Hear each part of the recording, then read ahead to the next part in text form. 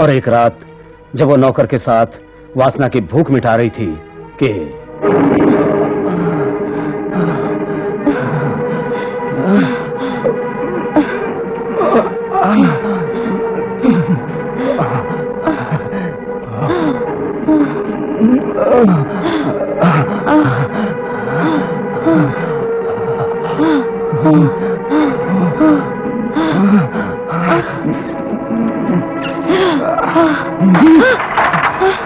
कामनी,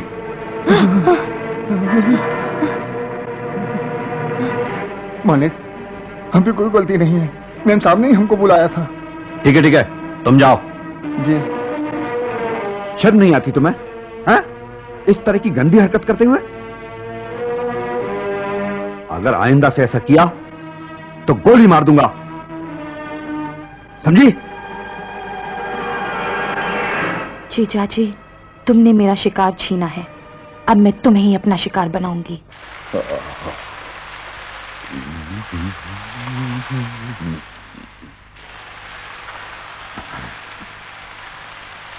हाँ? क्या कर रही है संध्या? क्या चाहिए? क्यों परेशान कर रही हो संध्या? अब जाओ भी तुम यहां से। तुम शर्म नहीं आती तुम्हें? ये क्या बदतमीजी कर रही थी? संध्या, संध्या, चलो मेरे साथ, अभी तुम्हारी दीदी को बताता हूं। चलो, संभालो अपनी इस बदतमीज बहन को। क्या किया है इसने, बताओ तो। ये मुझ पर ही डोरे डाल रही थी।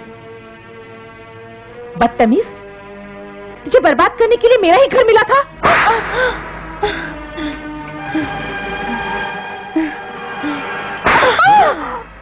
तुम नहीं ऐसे मारा? हरामजादी, तेरी हवस मैं कभी पूरी नहीं होने दूंगा।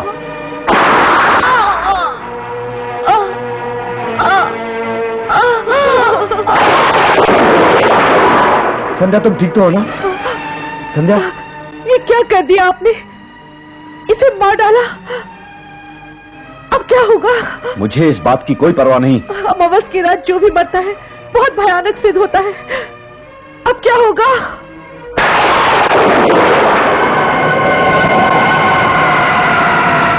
ठाकुर साहब, अब जो मैं कहता हूं उसे ध्यान से सुनो।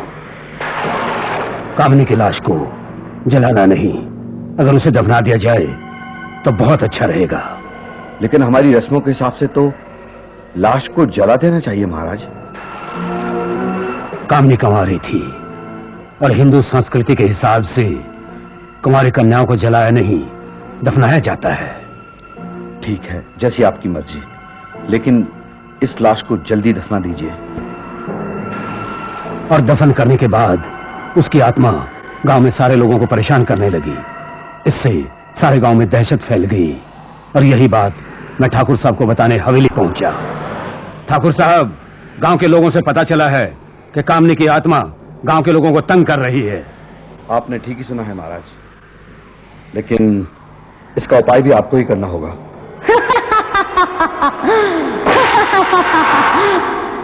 तू क्या समझता था, मुझे मारकर तू चैन से रह पाएगा? तूने मुझे मारकर मेरी प्यास और बढ़ा दी है। मैं तेरा खानदान तबाह कर दूंगी, बर्बाद कर दूंगी। मेरे होते हुए तू इनका कुछ नहीं कर सकती कामनी। रुक जा चंदल। ओम ह्रीम ह्रीम क्रीम चामुंडा विजय। अच्छा हुआ महाराज जो आप यहां थे। आज तो हम बच गए, लेकिन आगे के लिए कुछ उपाय कीजिए महाराज। डरो नहीं ठाकुर, ये रहे 3 ताबीज, एक तुम्हारे लिए और एक ठाकुरवाइन के लिए और एक तुम्हारे होने वाले बच्चे के लिए। जब तक ये ताबीज तुम्हारे पास रहेंगे तब तक कामनी तो क्या, तुम्हारा कोई कुछ नहीं बिगाड़ सकेगा। ये तो अच्छा हुआ ठाकुर कि मैं यहां था। ये लो ताबीज। अच्छा, मैं चलता हूं। ओम ह्रीम ह्रीम करीम चामुंडा विजय। और तुम्हारे जन्म के समय तुम्हारी मां इस दुनिया से चल बसी। तुम्हारी मां को मारने में भी कामनी का ही हाथ था। उसके बाद तुम्हारे चाचा तुम्हें शहर ले गए, ये पता चलते ही मैं हवेली पहुंचा। ओम ह्रीम ह्रीम क्लीम चामुंडा स्वाहा। ठाकुर साहब, तुमने बच्ची को बाहर भेजकर बहुत अच्छा किया। हाँ महाराज, और क्या करता मैं।